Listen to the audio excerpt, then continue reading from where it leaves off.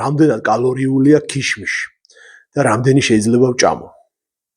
Am ვიდეოთი პასუხობ ნინკა გვასალიას შეკითხვას. ქიშმიში არის ერთ-ერთი ძალიან კალორიული პროდუქტი და არა მარტო იმიტომ რომ კალორიულია, არამედ იმიტომ რომ ის შეიცავს ორივე ტიპის შაქარს და ფაქტობრივად აღარ შეიცავს უჯრედის. ანუ ზოგადად ჩირი არის უბრალოდ ესეთი პროდუქტი.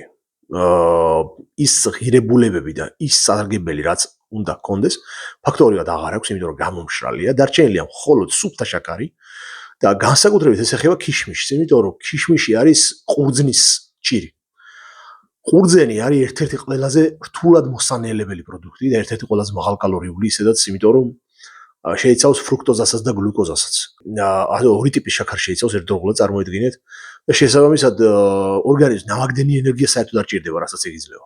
შესაბამისად ქიშმიში არის ორჯერ უფრო, ასე ვთქვათ, რთული პროდუქტი. როდესაც წონის კლების პროგრამაში ხართ, ქიშმიში არის გამორიცხული. ახლოსაც არ უნდა გაეკაროთ და თუ წონის კლების პროგრამაში არ ხართ, მაშინ ახლა ზომიერად და დოზირებულად შეიძლება, მაგრამ მარტო ქიშმიშის ჭამას ახლა არის ხოლმე მე მინახავს ადამიანები, როდესაც მაგალითად სხვა რაღაცის ჭამა არ უნდა და თითქოს ცდილობენ ნატურალური შეჭამონ, ამ დროს ჭამენ ხოლმე ქიშმიშს. არანაირად არ გირჩევთ.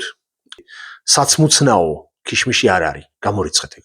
იმიტომ რომ ქიშმიში არათუ დაგანაყრეთ, ორჯერ და სამჯერ მეტად მოგაშიებთ. რთული პროდუქტია ზოგადად, ამიტომ მოერიდეთ ქიშმიშს.